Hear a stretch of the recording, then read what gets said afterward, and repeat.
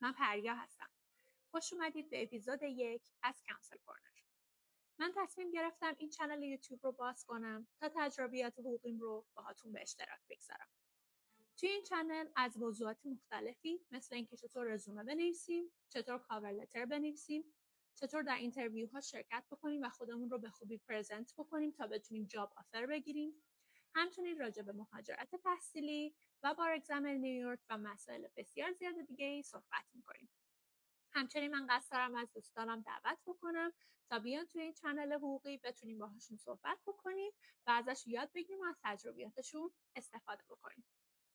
من 28 سالمه. می امسال از دانشگاه UJ یا یونیورسیتی آف جورجیا اسکول آف لا که در ایالت جورجیا هست در مقطع LLM فارغ التحصیل شدم.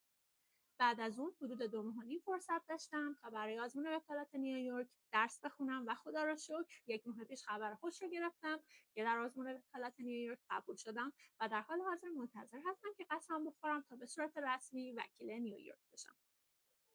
همچنین برای یکی از قضات دادگاه سوپریر کورت در ایالت جورجیا مشغول به کار هستم به عنوان استاف اترنی و حتما شما رو میبرم دادگاه و بهتون یه تور میدم از دادگاه که ببینیم دادگاه‌های آمریکا چه فرقی با دادگاه‌های ایران دارن و چه چیزهاشون شبیه به هم دیگه است. مسیر کاری و شغلی من از سال 2017 در یک لافرم در کشور سوئیس شهر زوریخ شروع شد. من 2 ماه اونجا بودم و تونستم خیلی تجربیات خوبی کسب بکنم و حتما باهاتون صحبت میکنم تو اپیزود راجع به این که چطور میتونیم کارآموزی حقوقی تو کشورهای مختلف بگیریم و این کارآموزی چه کمک‌هایی میتونه به ما بکنه.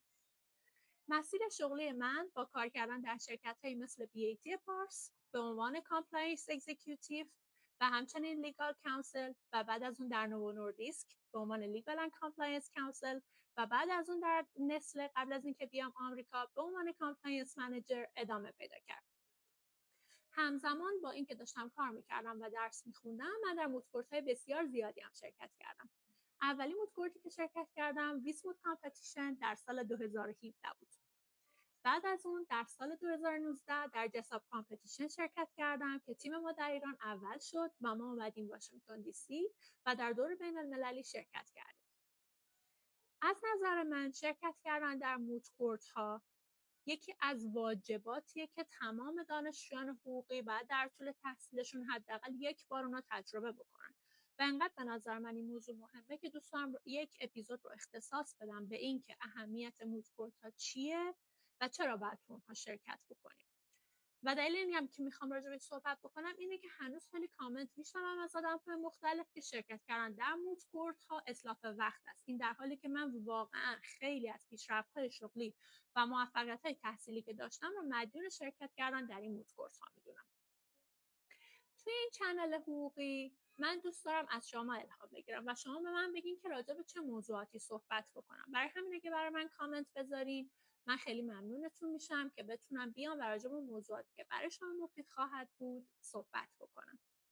خوشحال میشم اگر که سابسکرایب کنید و با من همراه باشید. توی اپیزود 2 که اپیزود بعدی هست قصد دارم راجع به اینکه چطور رزومه بنویسیم صحبت بکنم و تمامی چیزهایی که توی لا اسکول اینجا یاد گرفتم که یک رزومه خوب باید چه مشخصه هایی داشته باشه رو باهاتون به اشتراک بذارم. تو اپیزود بعدی میبینمتون.